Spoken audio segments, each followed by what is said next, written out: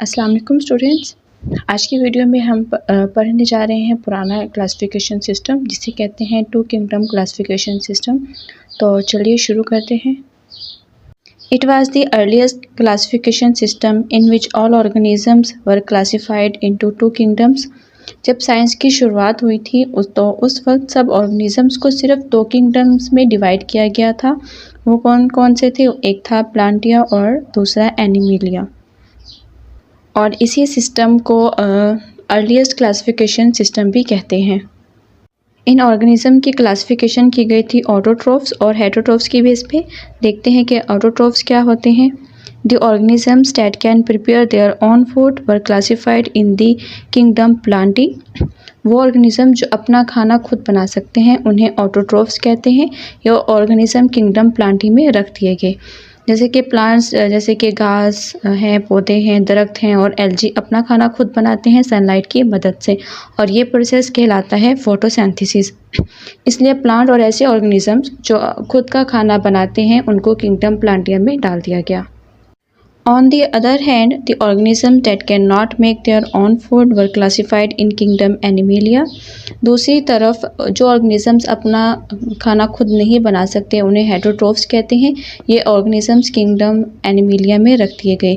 जैसे कि ह्यूमंस हैं, एनिमल्स, मछलियाँ और इंसेक्ट्स वगैरह अपना खाना खुद नहीं बना सकती। ये दूसरे ऑर्गेनिजम्स पर डिपेंड करती हैं अपना खाना पाने के लिए। इसलिए जो अपना खाना खुद नहीं बनाते उनको किंगडम एनिमिलिया में रख दिया गया। According to this system, prokaryotes, bacteria, archaea and fungi were members of the kingdom Plantae. इस सिस्टम के हिसाब से प्रोकैरियोट्स जैसे कि बैक्टीरिया, आर्चिया और फंजाई को भी गलती से किंगडम प्लांटिया में ही रख दिया गया था। अब ऐसा क्यों किया? क्योंकि उस टाइम साइंटिस्ट सिर्फ ये देखते थे कि क्या ऑर्गेनिजम्स अपनी जगह से मूव कर सकते हैं या नहीं।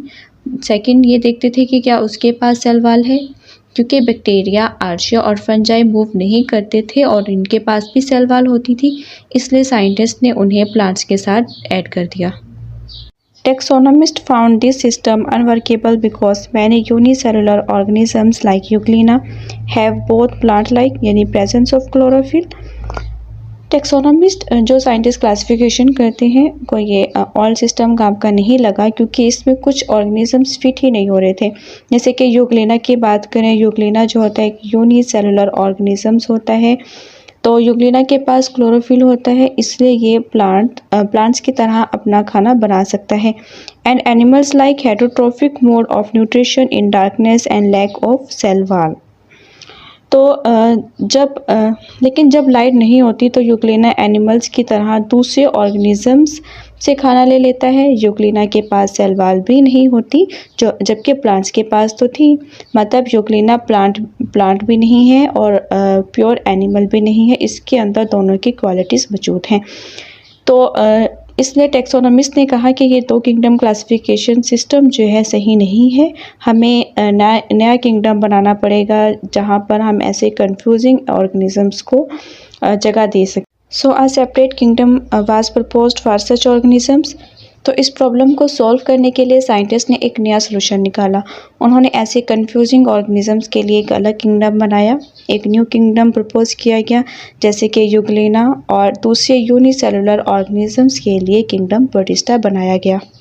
This system also did not clear the difference between prokaryotes, bacteria and archaea and eukaryotes.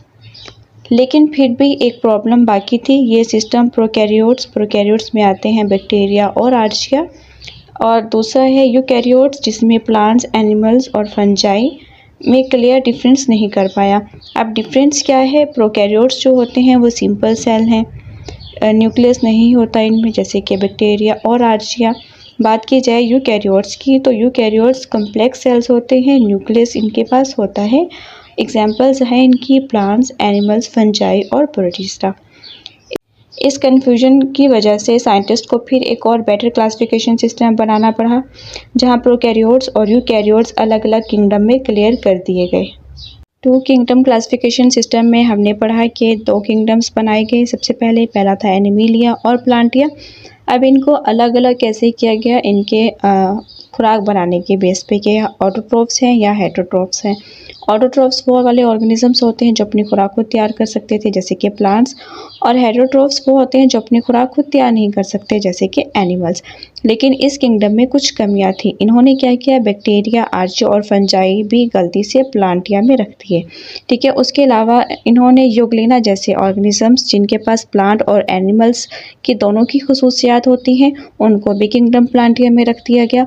एक और इस किंगडम में सबसे बड़ी खामी ये थी कि प्रोकैरियोट्स और यूकैरियोट्स के बीच में डिफरेंस इन्होंने क्लियर नहीं किया। तो इन सब चीज़ों को सॉल्व करने के लिए एक और किंगडम बनाया गया, 3 kingdom classification system. 3 kingdom classification system को हम पढ़ेंगे अपनी नेक्स्ट वीडियो में। अगर आपको ये वीडियो पसंद आई हो तो लाइक, शेयर और सब्सक्राइब करें। मिलते हैं अगली वीडियो में, तब तक के लिए अल्लाह हाफिज़।